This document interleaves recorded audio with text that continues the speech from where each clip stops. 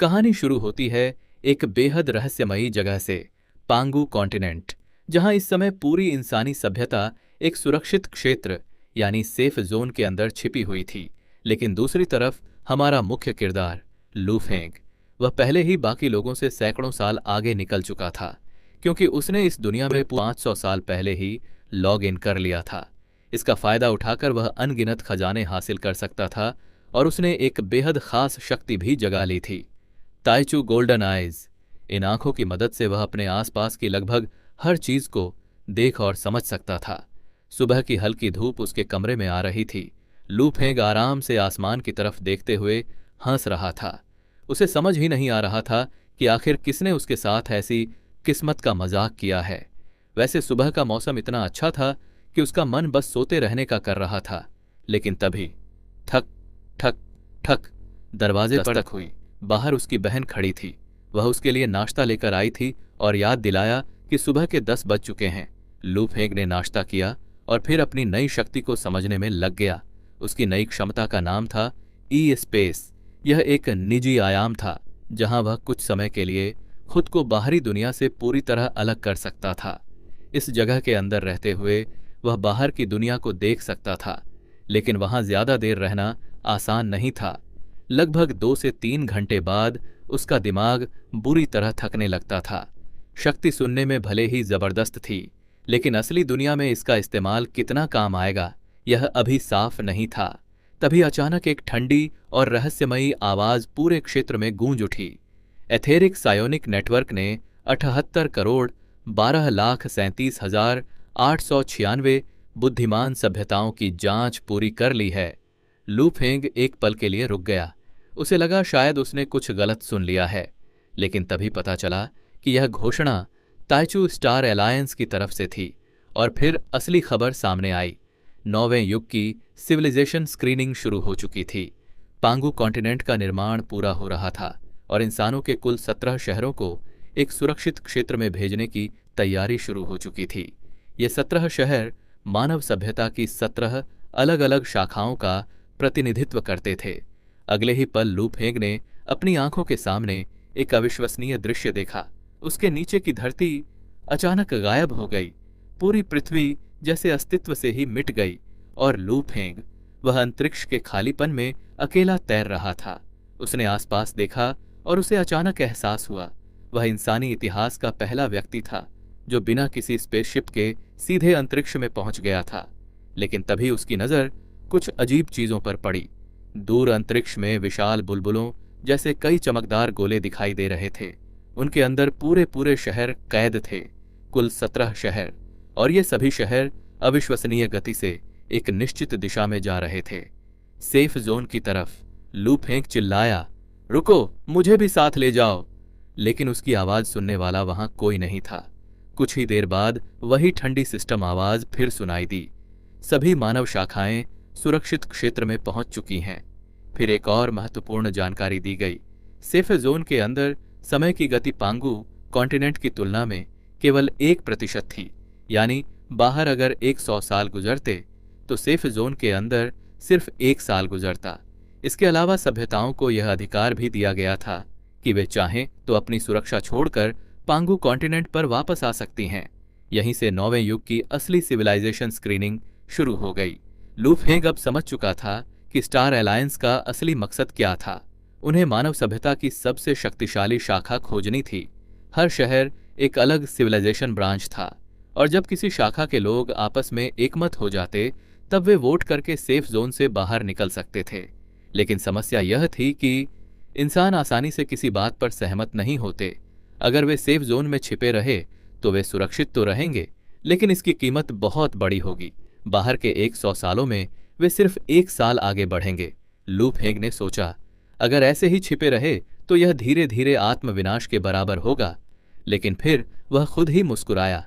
उसे आखिर इसकी चिंता क्यों हो, क्योंकि वह खुद ही एक पूरी सिविलाइजेशन था, 18वीं मानव शाखा, और उसमें कुल आबादी थी सिर्फ 1 इंसान, खुद लू फेंग। तभी पांगू कॉन्टिनेंट धीरे धीरे अंतरिक्ष के बीच दिखाई देने लगा। वह इतना विशाल था कि ऐसा लग रहा था जैसे पूरी पृथ्वी को कई गुना बड़ा करके बना दिया गया हो। लेकिन एक समस्या अभी भी बाकी थी। लू फेंग जमीन से हजारों मीटर ऊपर था। अगर वह सीधे नीचे गिरता तो बचने की कोई संभावना नहीं थी, लेकिन तभी उसने अपनी उंगली आगे बढ़ाई। उसका ई स्पेस गुरुत्वाकर्षण के प्रभाव में प्रतिक्रिया करने लगा। उसका सुरक्षा बुलबुला धीरे धीरे नीचे गिरने लगा। काफी देर तक हवा में गिरने के बाद आखिरकार धड़ाम वह जमीन पर आ गिरा। कई महीनों बाद जमीन पर खड़े होने जैसा महसूस हुआ, लेकिन यह कोई सामान्य जमीन नहीं थी।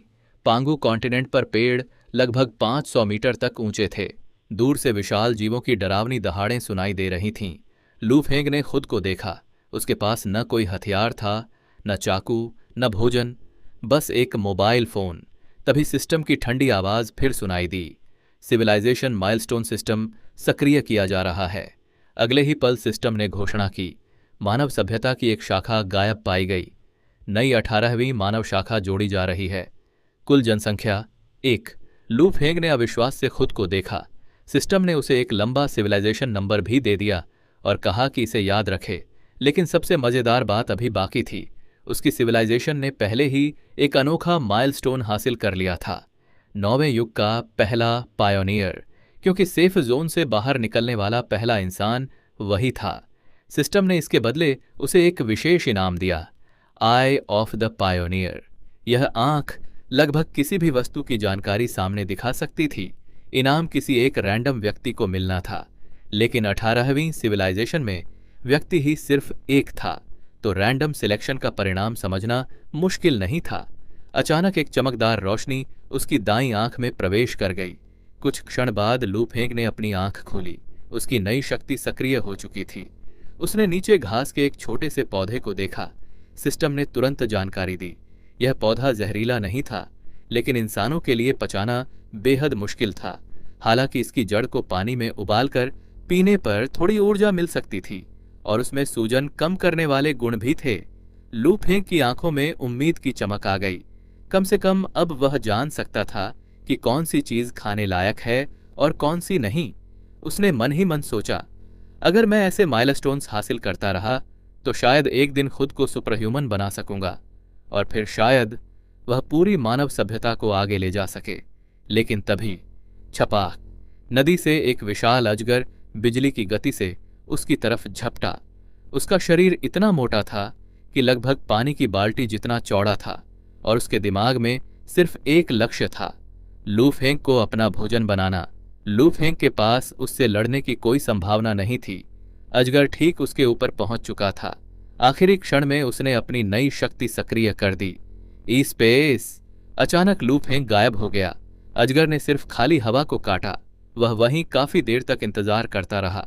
उसे समझ नहीं आया कि उसका शिकार आखिर गायब कहाँ हो गया।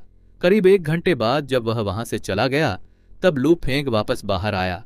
उसका पूरा शरीर पसीने से भीगा हुआ था। वह जानता था अगर वह अजगर कुछ घंटे और वहीं रहता तो शायद उसकी मौत निश्चित थी। लेकिन उसे जमीन पर एक विशाल सांप की खाल मिली।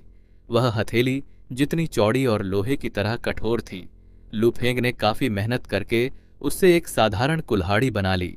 उसकी आई ऑफ द पायनियर ने तुरंत जानकारी दी, एक कुल्हाड़ी जैसी वस्तु। लू फेंग हंस पड़ा।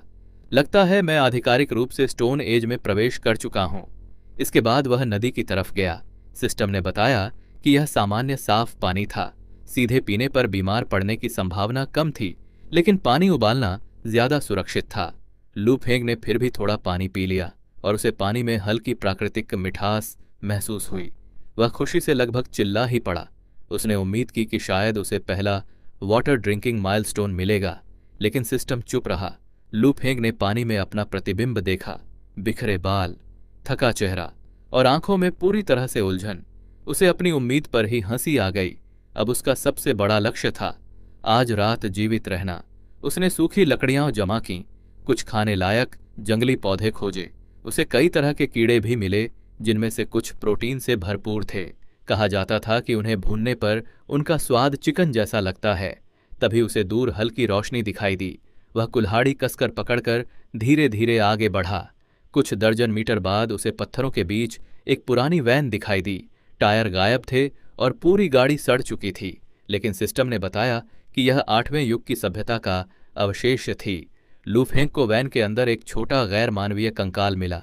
पहले तो उसका मन वहां से भाग जाने का हुआ, लेकिन रात बिताने के लिए उसे यह जगह चाहिए थी। उसने कंकाल के लिए जमीन में एक छोटा गड्ढा खोदा और सम्मानपूर्वक उसे दफना दिया। जैसे ही वह वैन में बैठा, सिस्टम की आवाज फिर आई। 8वें युग के अवशेष की खोज पूरी हुई। उसने एक और अनोखा माइलस्टोन हासिल कर लिया। 9वें युग का पहला एक्सप्लोरर। इसका इनाम था आई ऑफ द एक्सप्लोरर। यह आंख जमीन के नीचे छिपे रुइंस और ट्रेजर्स को खोज सकती थी। अचानक एक सफेद चमक उसकी बाईं आंख में चली गई। लू फेंग वहीं बेहोश हो गया। जब उसकी आंख खुली, सूरज डूबने वाला था। अब उसकी दोनों आंखें सुनहरी हो चुकी थीं। उसने आई ऑफ द एक्सप्लोरर सक्रिय की और अचानक पूरी दुनिया रंगों से भर गई। लाल रोशनी मतलब खतरा, हरी रोशनी मतलब प्राचीन रुइंस और सुनहरी रोशनी मतलब छिपे हुए खजाने। लेकिन अगले ही पल वह दंग रह गया। उसके पैरों के नीचे पूरी जमीन हरी रोशनी से चमक रही थी। वहां जमीन के नीचे एक पूरी शहर के आकार की प्राचीन सभ्यता दबी हुई थी। कहीं कहीं सोने और खतरे की लाल चमक भी दिखाई दे रही थी। लू फेंग उत्साहित तो हुआ, लेकिन अगले ही पल उसका उत्साह खत्म हो गया, क्योंकि वह उसे खोदने वाला था ही कैसे। उसके पास न मशीन थी न फावड़ा। अगर इस समय उसके सामने गर्मा गर्म बीफ नूडल्स रख दिए जाते तो वह बिना कुछ सोचे उन्हें खा जाता। भूख सच में इंसान को बदल देती है। अब उसे 4 चीजों की जरूरत थी: पानी, आग, आश्रय और भोजन। इनमें से उसके पास लगभग कुछ भी ठीक से नहीं था। लकड़ियां रगड़कर आग जलाना उसके लिए बहुत मुश्किल था, इसलिए उसने अपना मोबाइल फोन कुर्बान करने का फैसला किया। थोड़ी कोशिश के बाद पॉप, एक छोटी सी चिंगारी निकली और देखते ही देखते आग जल उठी। उस अंधेरे जंगल में वह छोटी सी आग मानव सभ्यता की रोशनी जैसी लग रही थी। उसे वैन में एक धातु का टुकड़ा मिला। उसने उसे मोड़कर एक अस्थायी बर्तन बना लिया। फिर नदी से पानी, जड़ें और जंगली पत्तियां इकट्ठी कीं और अपनी पहली सर्वाइवल मील तैयार की। स्वाद बेहद खराब, इतना कड़वा कि उसे समझ ही नहीं आया कि वह खा क्या रहा है। लेकिन भूख के सामने स्वाद की कोई कीमत नहीं थी। रात गहराने लगी, चारों तरफ सन्नाटा था। अचानक उसे अपनी पुरानी जिंदगी याद आने लगी। उसने खुद से धीरे से कहा, गुड नाइट, और अकेले ही सो गया। अगली सुबह सूरज निकल चुका था। सबसे पहले उसने एक मच्छर को झटका देकर हटाया। वह बड़बड़ाया, काश मेरे पास अलार्म घड़ी होती या कम से कम एक बिल्ली। इसके बाद वह घाटी में आगे बढ़ने लगा। रास्ते में उसे एक पुराना धातु का डिब्बा मिला। वह लीक नहीं कर रहा था, इसलिए उसने उसे कप की तरह इस्तेमाल करने का फैसला किया। थोड़ा आगे एक और पुरानी कार मिली, लेकिन वह पूरी तरह खराब हो चुकी थी। तभी झाड़ियों से एक खतरनाक जीव निकला। वह तेंदुए जैसा दिख रहा था। उसने जोर से गुर्राना शुरू किया। लू फेंग ने तुरंत पास पड़ा धातु का डिब्बा उठाया और उसकी तरफ फेंक दिया। खड़खड़ा आवाज से वह जानवर इतना डर गया कि तुरंत झाड़ियों में भाग गया। लू फेंग ने राहत की सांस ली, फिर मजाक करते हुए बोला, लगता है आज रात तेंदुए का मांस खाने को मिलेगा। लेकिन अंदर से वह खुद बुरी तरह डरा हुआ था। आगे बढ़ते हुए उसे एक और अविश्वसनीय चीज दिखाई दी। एक विशालकाय मांसाहारी फूल। उसकी शाखाएं लगभग 1000 मीटर तक फैली हुई थीं और उसका तना करीब 100 मीटर ऊंचा था। उसमें एक अजीब अलौकिक शक्ति मौजूद थी। उसका फल इंसान के लिए जरूरी लगभग हर पोषक तत्व से भरपूर था। लेकिन उस फूल के पास जाना आत्महत्या करने जैसा था। उसका एक कदम भी गलत पड़ता तो वह उसके लिए सिर्फ खाद बन जाता। यही कारण था कि जमीन पर इतनी ज्यादा सुनहरी और लाल रोशनी दिखाई दे रही थी। उसके फल फुटबॉल जितने बड़े थे और उनकी खुशबू इतनी शानदार थी कि दूर से ही लू फेंक के मुंह में पानी आ गया। उसने मजाक में इंटरस्टेलर अलायंस से प्रार्थना की, बस एक फल गिरा दो, बदले में मैं तुम्हें कुछ गाय की पूंछ चढ़ा दूंगा। लेकिन ब्रह्मांड आज उसकी मदद करने के मूड में नहीं था। आखिरकार उसे एक छोटा लाल जंगली फल मिला। वजन केवल लगभग 42 ग्राम। आई ऑफ द एक्सप्लोरर ने बताया, गैर जहरीला, थोड़ा पोषण देता है, स्वाद बेहद सामान्य। लेकिन लू फेंक के लिए यह भी खजाना था, क्योंकि वह भूख से बेहाल था। थोड़ा आगे उसे विशाल शहर के खंडहर दिखाई दिए। जमीन खोदने पर उसे एक भारी सोने की चेन मिली।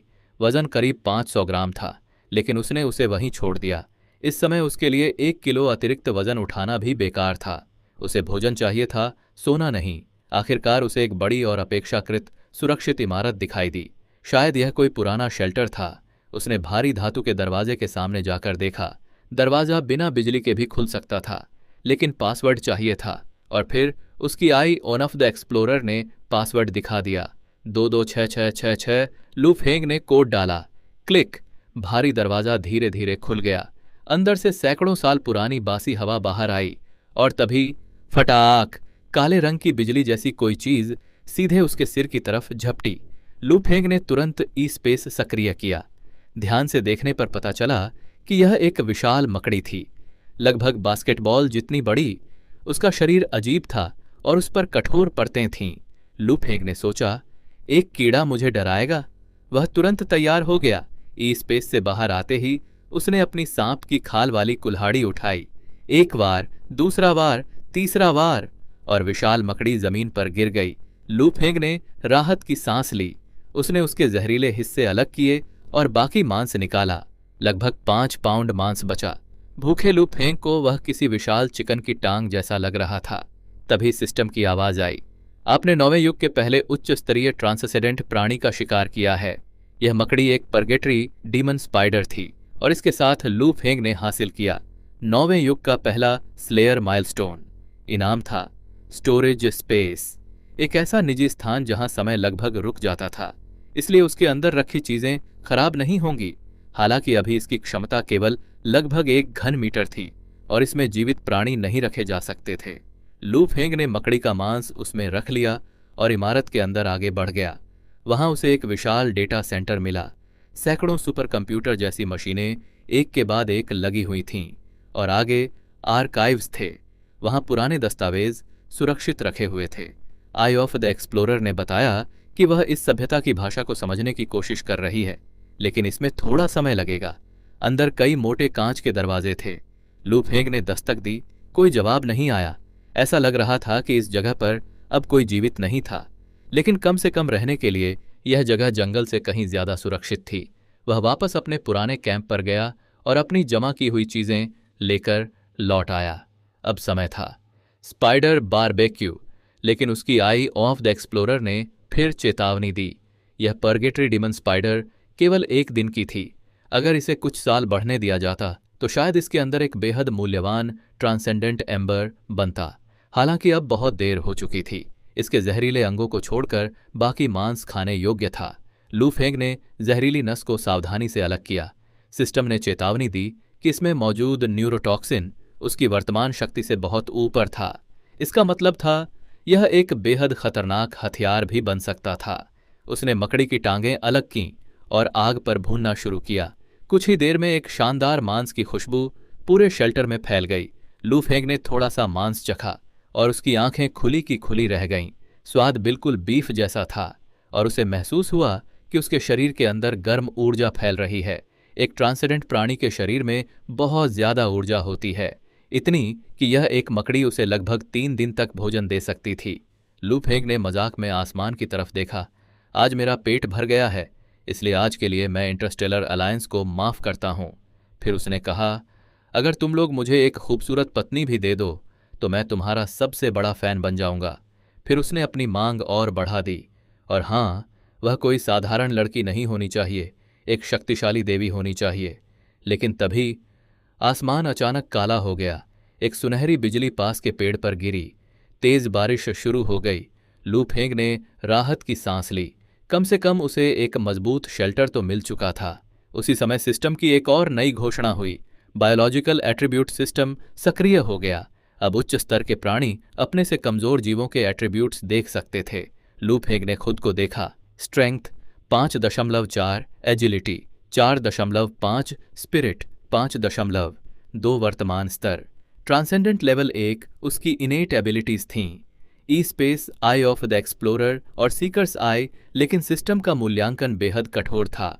एक सामान्य इंसान जो अभी ट्रांसेंडेंट पाथ पर ठीक से चला भी नहीं था, फिर भी उसके पास कई असाधारण शक्तियां थीं।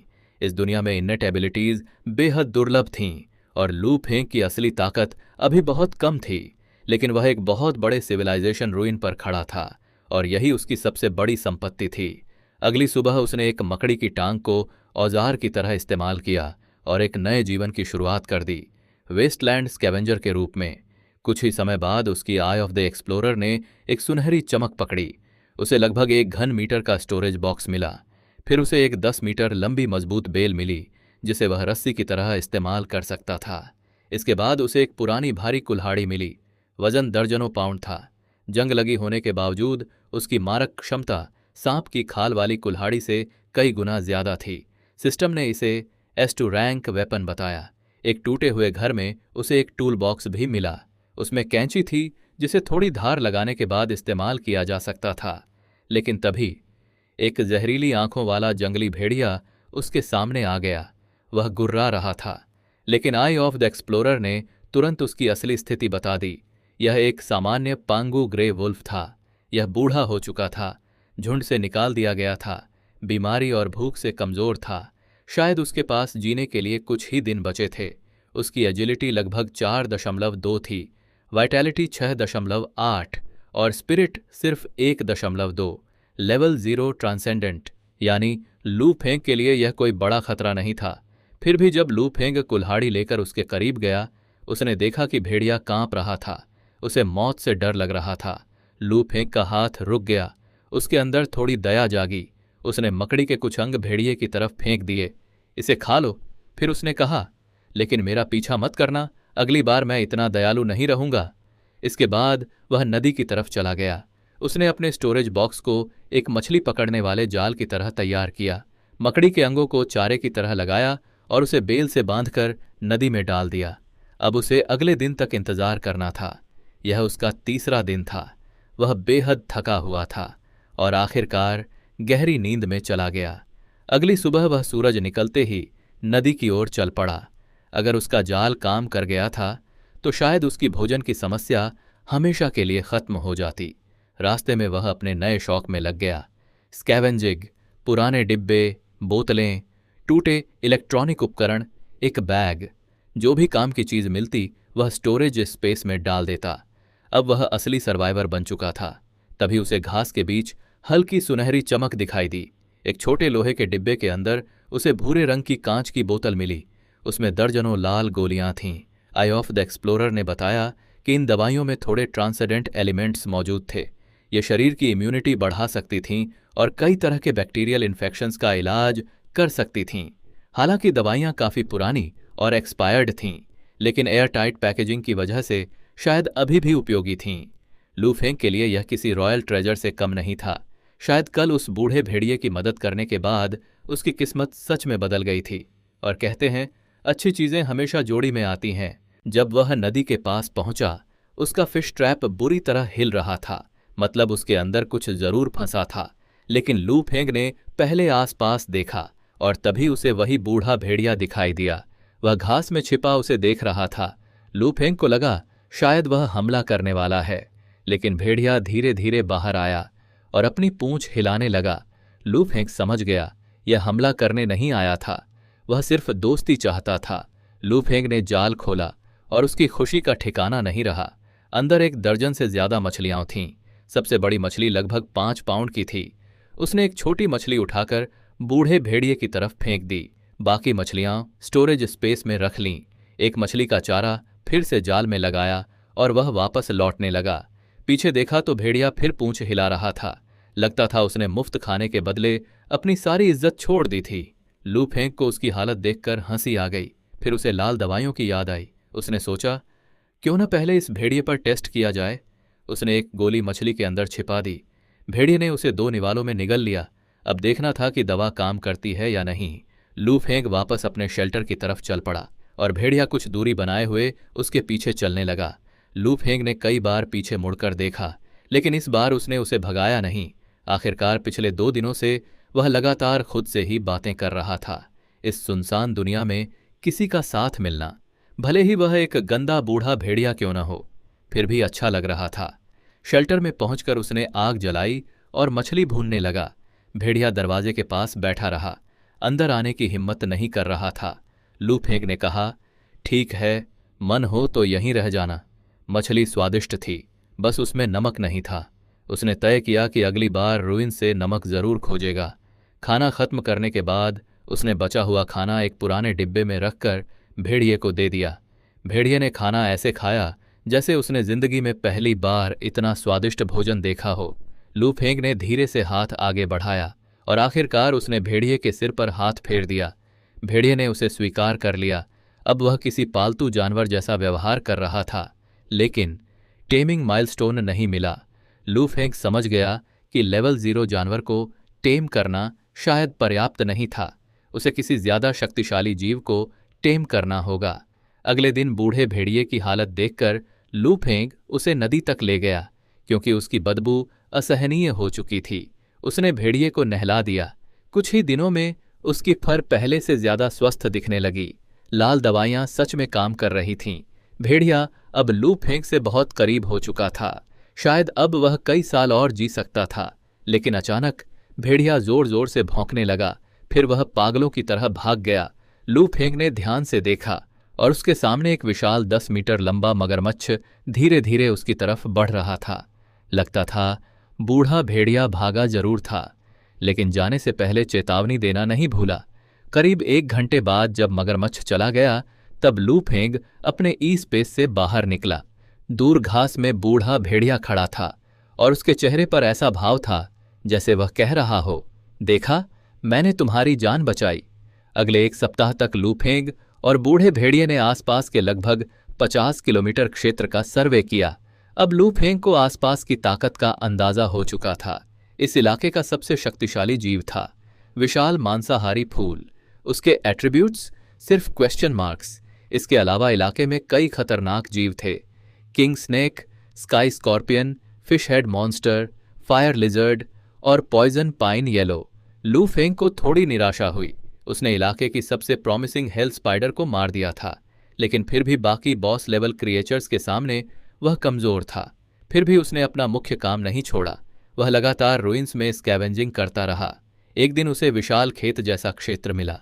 वहां ऐसी फसलें उग रही थीं जो आलू और कद्दू जैसी दिखती थीं। इनमें कार्बोहाइड्रेट्स भरपूर थे। मतलब अब उसके पास स्थायी भोजन का स्रोत था। उसे ब्रेडफ्रूट जैसी एक दूसरी फसल भी मिली, जिसके फल लगभग तैयार आटे की तरह उपयोग किए जा सकते थे।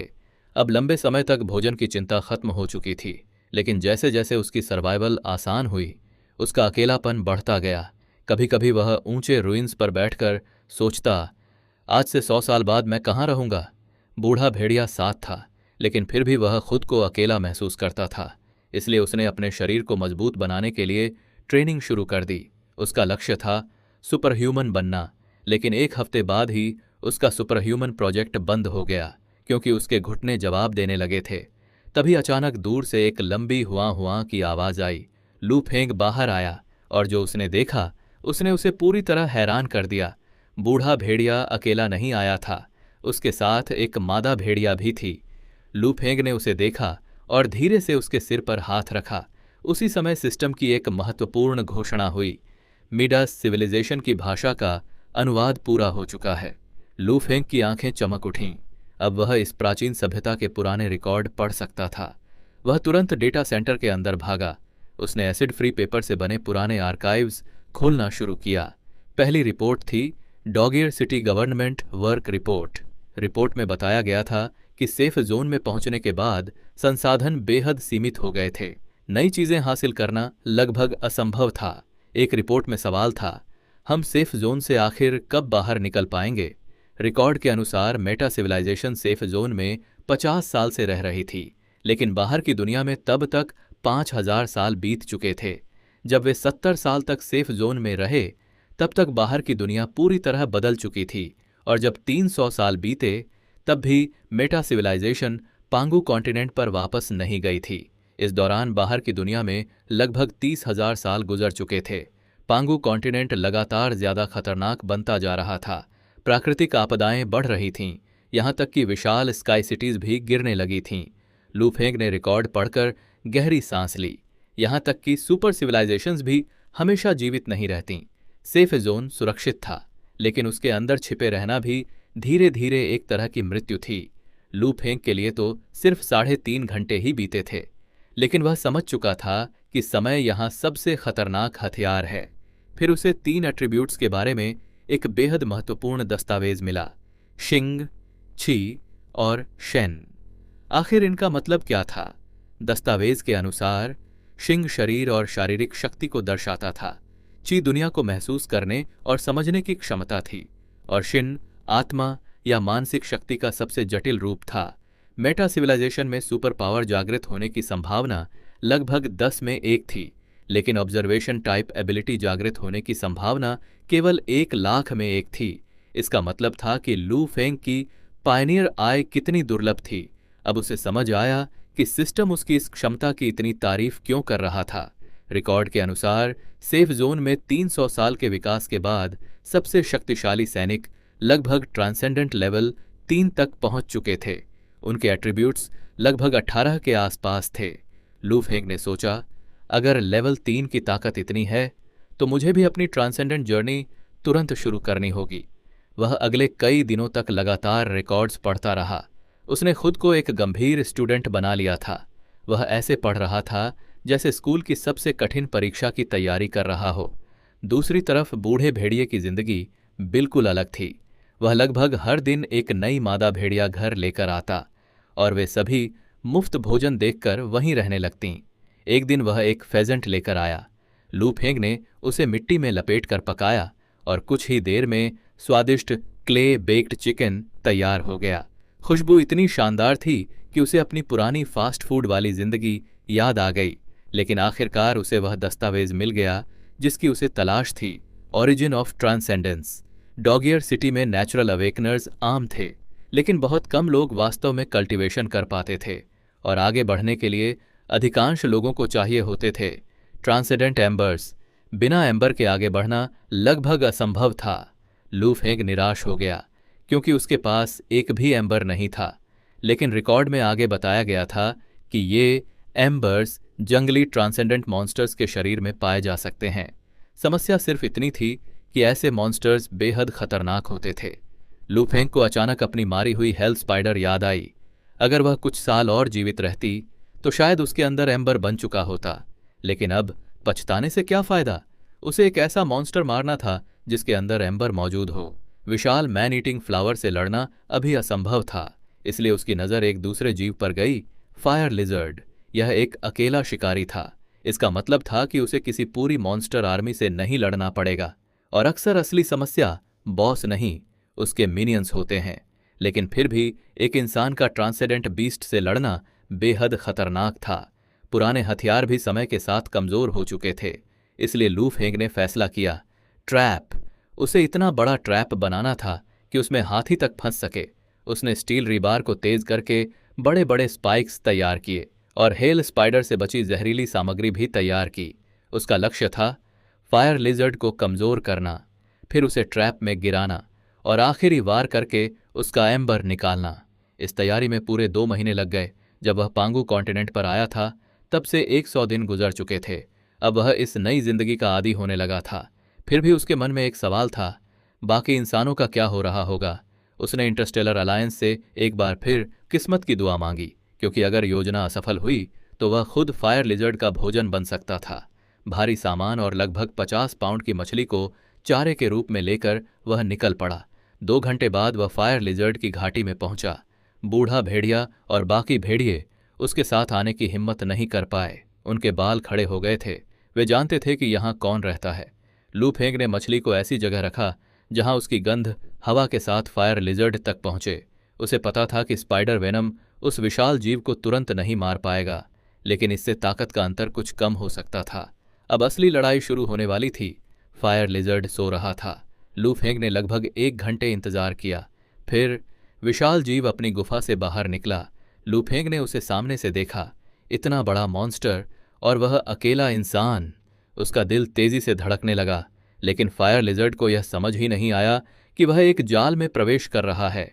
वह चारे की तरफ बढ़ा और अचानक ट्रैप सक्रिय हो गया। विशाल जीव गुस्से में बुरी तरह छटपटाने लगा। पायनियर्स आई ने तुरंत उसकी स्थिति बताई। यह एक शक्तिशाली ट्रांसेंडेंट लिजर्ड था। वेनम उसके शरीर में फैल चुका था, लेकिन पॉइजन अकेले उसे मारने के लिए पर्याप्त नहीं था। लू फेंग के सामने अब सिर्फ 2 विकल्प थे, जीवन या मौत। वह खुद से पूछने लगा, क्या मुझे सच में यह करना चाहिए? लेकिन फिर उसने महसूस किया कि हर दिन इंतजार करने से उसके अंदर का साहस कम होता जा रहा था। अगर इंसान को आगे बढ़ना है तो उसे अपने डर का सामना करना ही होगा। लू फेंग गुफा के सामने खड़ा हुआ और जोर से चिल्लाया, आजा, मुझे खा जा। फायर लार्ज ने उसे देखा। उसकी आंखों में गुस्सा भर गया और अगले ही पल वह लू फेंग की तरफ दौड़ा। हर कदम के साथ जमीन कांप रही थी। उसकी गति इतनी ज्यादा थी कि कुछ ही सेकंड में वह दर्जनों मीटर की दूरी पार कर गया। लू फेंग के शरीर का हर बाल खड़ा हो गया। उसे समझ आ गया वह अभी भी मरने से बहुत डरता है। वह घबरा कर पलटा और अपनी जिंदगी की सबसे तेज दौड़ लगाने लगा, लेकिन इंसान की गति उस मॉन्स्टर के सामने कुछ भी नहीं थी। फायर लिजर्ड उसके पीछे दौड़ रहा था। रास्ते के पत्थर उसके शरीर से टकराकर ऐसे टूट रहे थे जैसे वे मिट्टी के बने हों। लू फेंग की ताकत तेजी से खत्म हो रही थी। ट्रैप अभी भी दूर था। उसने सोचा, क्या यही मेरा अंत होने वाला है? तभी हुआ। एक परिचित आवाज गूंजी। बूढ़ा भेड़िया आखिरकार वहां पहुंच गया था। उसने अपने मालिक को मॉन्स्टर के पीछे भागते देखा था और अब वह खुद डरते हुए भी बीच में आ गया। उसके साथ बाकी मादा भेड़ियों ने भी आवाजें निकालनी शुरू कर दीं। यह फायर लिजर्ड को उकसाने की कोशिश थी। बूढ़ा भेड़िया जानता था कि ट्रैप कहाँ है। वह जानबूझकर मॉन्स्टर को उसी दिशा में ले जा रहा था। लू फेंग के दिल में अपने साथी के लिए सम्मान भर गया। वह तुरंत ई स्पेस में गायब हो गया। अब फायर लिजर्ड का ध्यान बूढ़े भेड़िए पर चला गया। बेचारा बूढ़ा भेड़िया अंदर से बुरी तरह डरा हुआ था, लेकिन फिर भी वह पूरी ताकत से भागता रहा। आखिरकार वे ट्रैप के पास पहुंच गए। फायर लिजर्ड पूरी गति से आगे आया। बूढ़े भेड़िए ने आखिरी क्षण में छलांग लगाई और धड़ाम! फायर लिजर्ड सीधे गहरे गड्ढे में जा गिरा। ऊपर लगाए गए भारी पत्थर उसके ऊपर गिरने लगे। मॉन्स्टर कुछ पल के लिए अचेत हो गया। लू फेंग समझ गया यही मौका है। उसने ई स्पेस बंद किया और बाहर निकल आया। हाथ में स्टील रीबार से बना भाला था। उसकी पायोनियर्स आई ने स्थिति जांची। फायर लिजर्ड घायल था। उसके शरीर में जहर फैल चुका था, लेकिन उसकी वाइटैलिटी अभी भी बेहद ज्यादा थी और सबसे खतरनाक बात, उसकी चोटें धीरे धीरे ठीक हो रही थीं। लू फेंग ने अपना भाला कसकर पकड़ लिया। उसे पता था कि उसके पास सिर्फ एक मौका है। उसकी पूरी जिंदगी मुश्किल से 30 साल की थी, लेकिन अब उसे तय करना था कि वह इस दुनिया में सिर्फ एक साधारण इंसान बनकर रहेगा या सच में एक ट्रांसेंडेंट बनेगा। वह अचानक आगे झपटा। उसने मॉन्स्टर के एम्बर को निशाना बनाया और भाला उसकी आंख की तरफ घुसा दिया। फायर लिजर्ड दर्द और गुस्से से बुरी तरह तड़पने लगा। तभी फूस! उसके मुंह से आग का एक विशाल विस्फोट निकला। यह फायर लिजर्ड की अल्टीमेट स्किल थी, फ्लेम ब्रेथ। आग इतनी गर्म थी कि आसपास के पत्थर तक पिघलने लगे। लू फेंग ने आखिरी क्षण में अपना ई स्पेस सक्रिय कर दिया। इस वजह से वह सीधे आग की चपेट में आने से बच गया, लेकिन फिर भी उसकी बाईं बांह बुरी तरह झुलस गई। फायर लिजर्ड की एक आंख घायल हो चुकी थी। उसके शरीर में जहर फैल रहा था और लू फेंग अब जानता था कि यह लड़ाई अभी खत्म नहीं हुई है। अब फायर लिजर्ड की हालत बेहद खराब हो चुकी थी। उसका जहर अब उसके दिमाग के बेहद करीब पहुंच चुका था। गुस्से में पागल फायर लिजर्ड अपनी बची हुई आखिरी ताकत भी बाहर निकालने लगा। तभी लू फेंग को एहसास हुआ कि वह विशाल शरीर सीधे उसकी तरफ तेजी से लुढ़कता हुआ आ रहा है। उसका इरादा अपने भारी भरकम शरीर से लू फेंग को कुचलकर मार डालने का था। लू फेंग की स्पेस एबिलिटी उसे उस विशाल शरीर के अंदर तक ओवरलैप करने की अनुमति देती थी, लेकिन इस शक्ति की भी अपनी सीमाएं थीं। इतने कम समय में बार बार इसका इस्तेमाल करने से उसकी मानसिक ऊर्जा तेजी से खत्म हो रही थी। सच कहें तो वह अपनी सहन शक्ति की आखिरी सीमा तक पहुंच चुका था। जब उसने स्पेस को बंद करके आखिरी एम्बश करने की तैयारी की, तभी फायर लिजर्ड अचानक रुक गया। वह पूरी तरह थक चुका था। लंबे समय तक लगातार संघर्ष करने की वजह से स्पाइडर टॉक्सिन्स उसके नर्वस सिस्टम में फैल चुके थे और उस विशाल जीव की जान धीरे धीरे खत्म हो रही थी। अपनी स्पेस एबिलिटी को उसकी आखिरी सीमा तक इस्तेमाल करने के बाद लू फेंग भी जमीन पर गिर पड़ा। उसकी आंखों के सामने सब कुछ धुंधला होने लगा। उसका पूरा शरीर आग की तरह जल रहा था। इसी बेहोशी जैसी हालत में उसे दूर ओल्ड वुल्फ दिखाई दिया। वह झाड़ियों से बाहर निकलते हुए अपने अगले पंजों के सहारे खुद को घसीटकर आगे बढ़ रहा था। लू फेंग ने खुद से कहा कि अगर उसका पुराना दोस्त अभी भी जिंदा है तो वह भी हार नहीं मान सकता। उसने वुल्फ से वादा किया कि बाद में वह उसे एक शानदार दावत देगा। इसके बाद उसने अपने बचे हुए आखिरी स्पाइडर जर्की को निकाला और धीरे धीरे चबाते हुए सुबह होने तक इंतजार किया। तब तक वह विशाल फायर लिजर्ड जमीन पर बिल्कुल शांत पड़ा था। उसका शरीर बिल्कुल नहीं हिल रहा था। लू फेंग ने राहत की सांस ली और जोर से जीत की हंसी हंसा, और आखिर वह हंसे भी क्यों न। उसने अकेले एक हाई लेवल क्रिएचर को हराकर ट्रांसेंडेंट रैंक हासिल कर लिया था और उसे इनाम में मिला था इटर्नल बॉडी। लेकिन वह इतना थका हुआ था कि सिस्टम की नोटिफिकेशन को भी ठीक से समझ नहीं पाया। वह लड़खड़ाते हुए फायर लिजर्ड के फायर सीड की तरफ बढ़ा और फिर बेहोश हो गया। जब आखिरकार उसकी आंख खुली तो कई मादा भेड़िए उसका चेहरा चाट रही थीं। यह राहत की बात थी कि उन्होंने अपने मालिक को खाने का फैसला नहीं किया था, बल्कि वे उसकी रक्षा कर रही थीं। लू फेंग ने उन्हें धीरे से धन्यवाद दिया। तभी ओल्ड वुल्फ लंगड़ाता हुआ उसके पास आया। लू फेंग ने देखा कि उस बूढ़े जानवर की कम से कम 2 पसलियां टूट चुकी थीं। इतनी गंभीर चोट के बाद भी वह उसके साथ था और लू फेंग उसे पीछे छोड़ने वाला नहीं था। फिर भी वुल्फ की स्पिरिट अभी मजबूत थी। लू फेंग जानता था कि वह अपनी जान ओल्ड वुल्फ का कर्जदार है। उधर वुल्फ के साथी फायर लिजर्ड की लाश को खाली नजरों से देख रहे थे। फिर वे लू फेंग की तरफ देखने लगे। उनकी आंखों में सिर्फ सम्मान और आश्चर्य था। लू फेंग के चेहरे पर मुस्कान आ गई। उसे अपने दिमाग में ट्रांसेंडेंट फायर सीड की धड़कन महसूस हो रही थी और साथ ही उसे माइलस्टोन रिवॉर्ड के रूप में इटर्नल बॉडी भी मिल चुका था। उसने सच में जैकपॉट हासिल कर लिया था। फायर सीड कल्टीवेशन का रास्ता था। इसके जरिए उसके फिजिकल एट्रीब्यूट्स इंसानी सीमाओं को तोड़ सकते थे। जहां तक इटर्नल बॉडी की बात थी, वह इससे भी ज्यादा शक्तिशाली था। यह उसकी लाइफ स्पैन को काफी बढ़ा सकता था और उसे अपने शरीर के कटे हुए अंगों को फिर से रिजेनरेट करने की क्षमता देता था। जब तक उसकी लाइफ स्पैन अपनी अंतिम सीमा तक नहीं पहुंचती, तब तक उसकी उम्र नहीं बढ़ेगी। आराम करते समय उसकी सीकर्स आई ने गुफा के अंदर एक तेज सुनहरी चमक देखी। क्या फायर लिजर्ड का नेस्ट वास्तव में किसी ट्रेजर को छिपाए हुए था?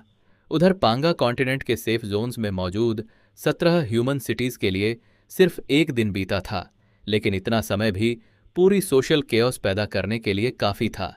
इंटरनेट, इलेक्ट्रिसिटी और यहां तक कि पानी की सप्लाई भी बंद हो चुकी थी। कुछ लोग अपने घरों में छिप गए, जबकि कुछ लोग सुपरमार्केट्स को लूटने लगे।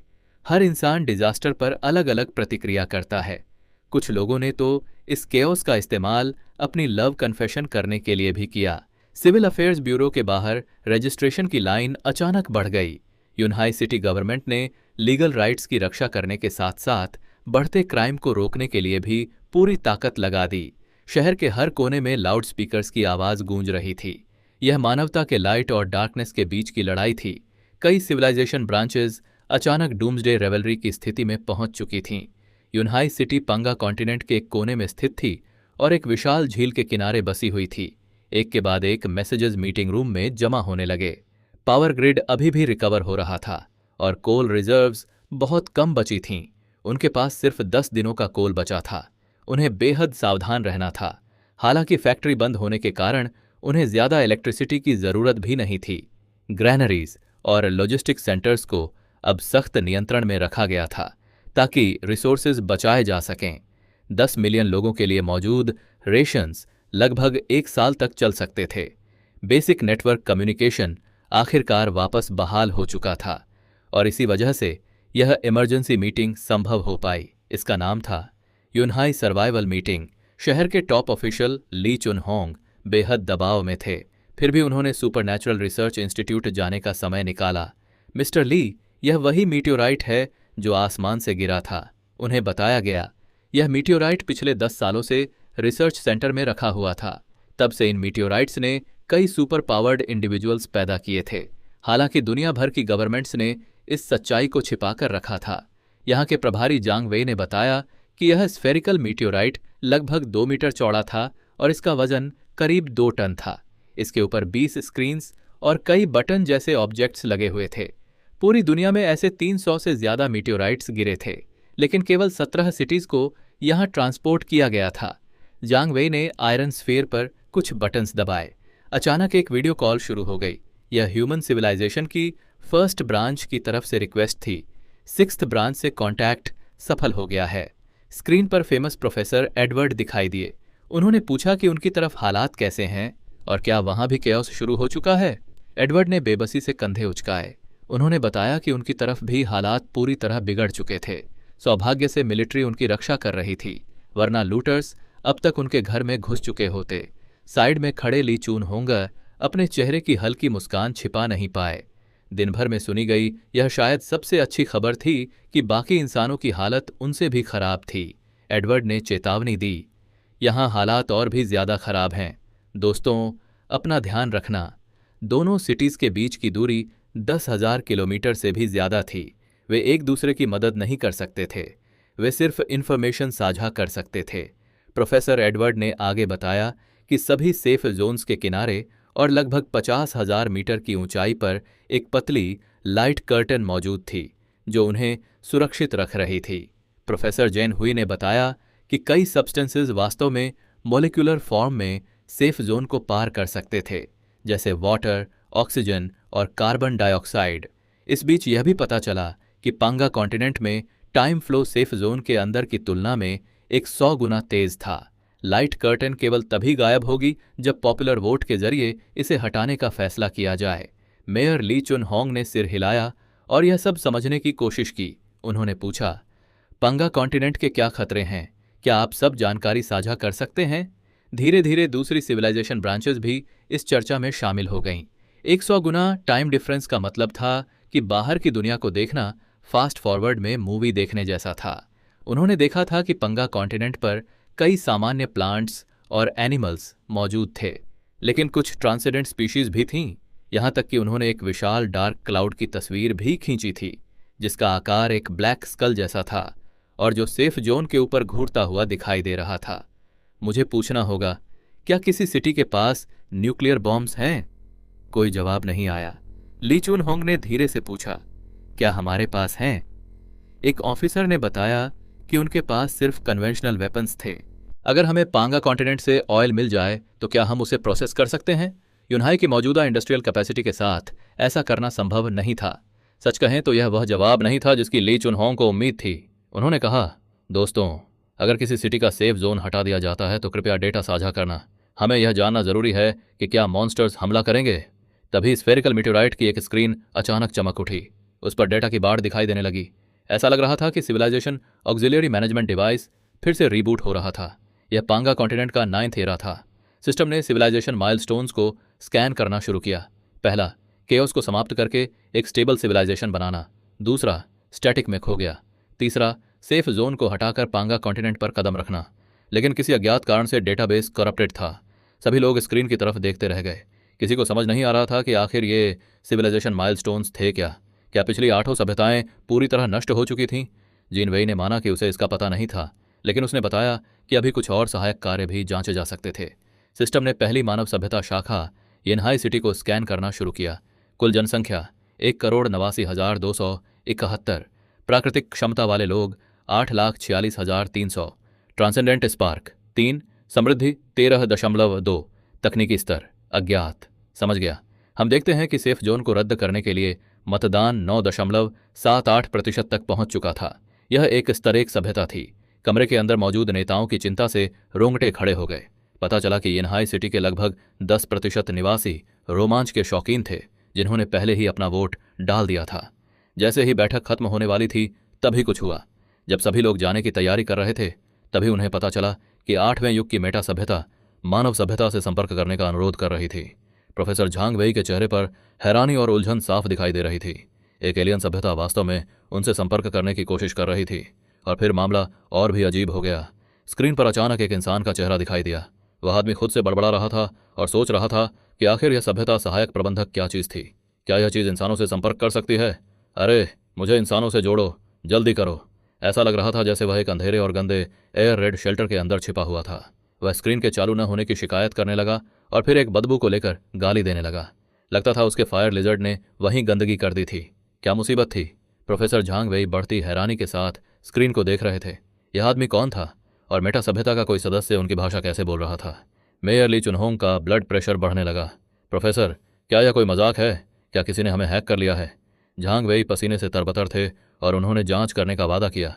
उन्हें पूरी तरह यकीन करना था, लेकिन अंदर से वह जानते थे कि उनका सामना एक असली एलियन आर्टिफैक्ट से हो रहा था। सच कहें तो वह डरे हुए थे। कम से कम अब मुझे दिन गिनने की ज़रूरत नहीं पड़ेगी। वह आदमी बड़बड़ाया और जमीन से एक चमकता हुआ लाल पत्थर निकाल लिया। लिजर्ड इस खजाने की रखवाली कर रही थी।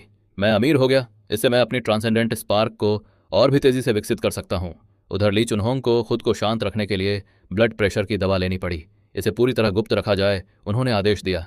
प्रोफेसर जीन, क्या आप उससे संपर्क करने की कोशिश कर सकते हैं? जीन पहले ही उस आदमी को पुकार रहे थे। हेलो, क्या मेटा सभ्यता के सज्जन मेरी आवाज़ सुन सकते हैं? कोई जवाब न मिलने पर जीन को एहसास हुआ कि शायद उस आदमी की स्क्रीन ही खराब थी। वह आदमी खुद से बड़बड़ाता रहा और एक बड़े धातु के गोले को धक्का देने लगा। ऐसा लग रहा था कि इस डिवाइस में केवल प्रसारण की सुविधा थी और सिग्नल प्राप्त करने का कोई तरीका नहीं था। खैर, यह सोलर पावर से चलता है। पूरी तरह चार्ज होने के बाद मैं दोबारा कोशिश करूंगा। एक तेज क्लिक के साथ स्क्रीन बंद हो गई।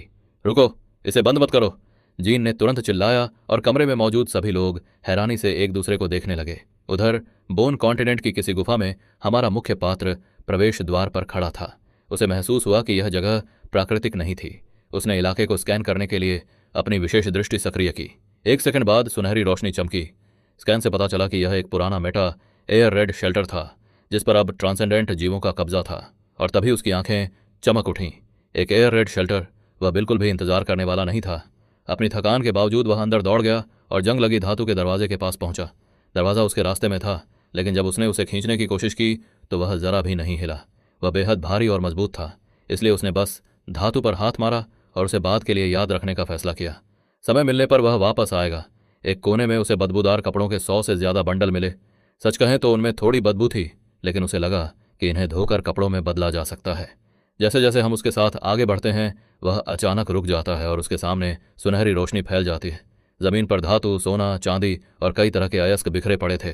सोने की ईंटें छोटी छोटी पहाड़ियों की तरह जमा थीं। उसने झुककर एक ईंट उठाई। उसका वजन लगभग 10 किलो था। सोने से ढकी जमीन को देखते हुए उसके होंठ हल्के से हिले। यहाँ दर्जनों टन सोना था, जिसकी पृथ्वी के हिसाब से कीमत अरबों में थी। वह कुछ देर चुप रहा और फिर ठंडी हंसी हंसा। आखिर सोना तभी काम आता है जब खरीदने के लिए कुछ हो, और यहाँ इससे न दवा खरीदी जा सकती थी, न खाना और न ही लंबी जिंदगी। फिर भी इसे देखना निश्चित रूप से संतोषजनक था। उसने सोने की एक ईंट को हल्की सी लात मारी और फिलहाल उसे वहीं छोड़ने का फैसला किया। जब उसका राज्य अपनी सभ्यता स्थापित करेगा तो यही उसका राष्ट्रीय खजाना बनेगा। उसकी आई ऑफ द पायनियर लगातार स्कैन कर रही थी और उसने चांदी के पत्थर की पहचान की, जिससे फ्लोटिंग एलिमेंट्स निकाले जा सकते थे। उसने भौं उठाई और सोचा कि क्या इसे टूथपेस्ट बनाया जा सकता है। फिर उसे स्पिरिट ऐश स्टोन मिला, जो गर्म करने पर ऊर्जा और रोशनी छोड़ता था। यह समझ न आने पर कि इसका क्या करना है, उसने इसे जिसे चाहिए उसके लिए वहीं छोड़ दिया और आगे बढ़ गया। बहुत जल्द उसके सामने एक बड़ा धातु का गोला दिखाई दिया। उसकी सतह पर क्रिस्टल स्क्रीन के कई छल्ले लगे हुए थे। यह साधारण नहीं था, इसलिए उसने उसे छूने के लिए हाथ बढ़ाया। एक नोटिफिकेशन सामने आया। यह संभवतः एक उच्च स्तरीय सभ्यता का सहायक प्रबंधन उपकरण था। यह मानव संसाधनों की संख्या और डेटा की निगरानी कर सकता था, और इसमें दूरस्थ संचार की सुविधा भी थी। दुर्भाग्य से फायर लिजर्ड के लंबे समय तक संपर्क में रहने के कारण इसके कुछ हिस्से क्षतिग्रस्त हो चुके थे।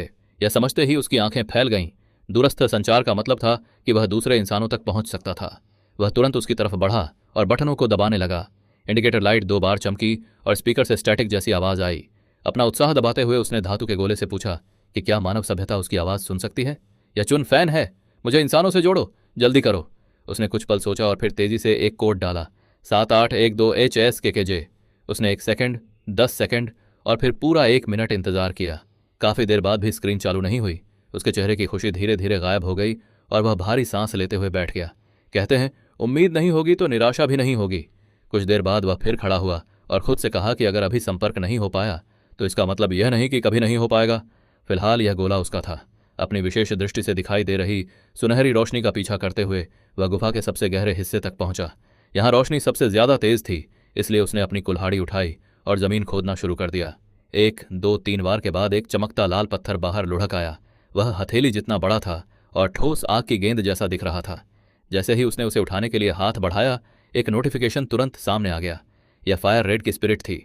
उसने पत्थर को अपनी आंखों के सामने उठाया। अभी अभी उसकी ट्रांसेंडेंट स्पार्क जागी थी और पांगा कॉन्टिनेंट पहले से ही उसे संसाधन दे रहा था।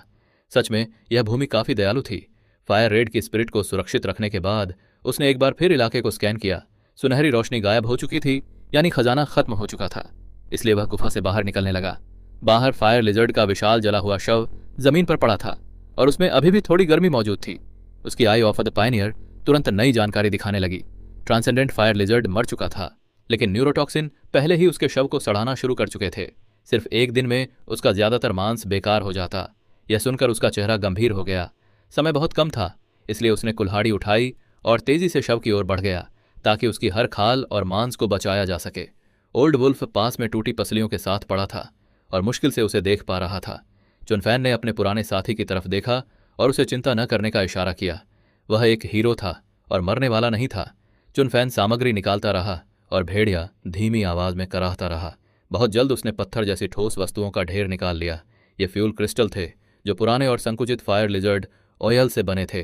ये 3000 डिग्री तक के तापमान पर जल सकते थे और मूंगफली के आकार का एक क्रिस्टल पूरे दिन चल सकता था। यह देखकर उसकी आंखें चमक उठीं। धातु पिघलाने और हथियार बनाने के लिए यह बिल्कुल सही था। उसने जल्दी से 300 से ज्यादा फ्यूल क्रिस्टल इकट्ठे कर लिए। उन्हें एक प्लास्टिक की बाल्टी में भरने के बाद उसे कई मजबूत नसें मिलीं जिनका इस्तेमाल धनुष और बैलिस्टा बनाने में किया जा सकता था। वह ऐसी रक्षा तैयार कर रहा था जिसे चुनौती देने की कोई हिम्मत नहीं करेगा। इसके बाद उसने पीछे की तरफ काटा और बड़े बड़े साफ मांस के टुकड़े दिखाई दिए जिनमें जहर नहीं था। सच कहें तो यह बेहद शानदार नज़ारा था। उसने निगला और समझ गया कि यही असली मुख्य भोजन था। उसने एक बड़ा टुकड़ा काटकर ओल्ड वुल्फ की तरफ फेंक दिया क्योंकि वह जानता था कि जीत में भेड़िए का योगदान बहुत बड़ा था। ओल्ड वुल्फ की आंखों में आंसू जैसे आ गए और वह लालच से मांस खाने लगा। अपने वफादार और भूखे साथी को देखकर चुनफैन हंसे बिना नहीं रह सका। उसने मजाक करते हुए कहा कि मुख्य हीरो होने के नाते वह 99% मांस लेगा और भेड़िए को 1% मिलेगा। आखिर नियम तो नियम थे, लेकिन भेड़िया खुशी से अपनी पूंछ हिलाता रहा। जल्द ही मादा भेड़िए भी उम्मीद भरी नजरों से उसके आसपास जमा हो गईं। उसने उनके लिए भी और मांस काट दिया ताकि सभी का पेट भर सके, और स्वाभाविक रूप से इतने सारे मुंहों को भरने के लिए काफी मांस चाहिए था। जब सभी भेड़ियों का पेट भर गया तो उसने अपने लिए कच्चे मांस के 2 टुकड़े काटे और निगल लिए। स्वाद साधारण और थोड़ा मछली जैसा था, लेकिन कुछ ही पल बाद उसके पेट से गर्म ऊर्जा का विस्फोट हुआ। यह स्पाइडर मीट से कम 2 गुना शक्तिशाली था और उसे महसूस हुआ कि उसकी ताकत बढ़ रही है। ट्रांसेंडेंट मीट निश्चित रूप से सबसे बड़ा संसाधन था। उसने बाकी दिन बिना रुके काम किया, यहाँ तक कि लगातार इस्तेमाल से उसकी कुल्हाड़ी भी कुंद हो गई। उसकी हथेलियों पर छाले पड़ गए थे और कंधों में दर्द था, लेकिन वह रुकने की हिम्मत नहीं कर सकता था। मांस सड़ जाता और इस मेहनत से हासिल किए गए खजाने पर दूसरे जीव टूट पड़ते। शाम होने तक जब उसकी स्टोरेज पूरी तरह भर चुकी थी, वह आखिरकार घर की ओर चला। वह बेहद थका हुआ था, लेकिन उसके चेहरे की संतुष्ट मुस्कान छिप नहीं रही थी। उसका उत्साह रोकना मुश्किल था। हम जीत गए थे, हम बच गए थे। मादा भेड़िए हुआ हुआ करने लगीं और वह भी उनके साथ शामिल हो गया। उसकी आवाज़ पूरे पहाड़ी जंगल में गूंज उठी। हम कैंप में वापस पहुंचे और आखिरकार धातु का गेट खुल गया। ओल्ड वुल्फ कोने में घास के ढेर पर गिर पड़ा और उसकी पूंछ लगातार हिल रही थी। उसने राहत की सांस ली। अगर भेड़िया अभी भी अपनी पूंछ हिला सकता था तो वह अभी मर नहीं रहा था। 1 सेकंड बाद वह खुद भी जमीन पर गिर पड़ा। वह बिना हिले वहीं पड़ा रहा। उसका एड्रेनालिन खत्म हो चुका था और उसकी पूरी ताकत चुक चुकी थी। कुछ मिनट बाद उसने दांत भींचे और खुद को उठने के लिए मजबूर किया। वह इस हालत में नहीं रह सकता था। उसका पूरा शरीर लिजर्ड के तरल से ढका था और वह बेहद खराब महसूस कर रहा था। वह खुद को बाहर ले गया और ठंडे पानी से नहाने लगा। ठंडा पानी त्वचा से टकराते ही वह कांप उठा। नहाने के बाद उसके माथे पर तेज बुखार चढ़ने लगा। उसका चेहरा बदल गया।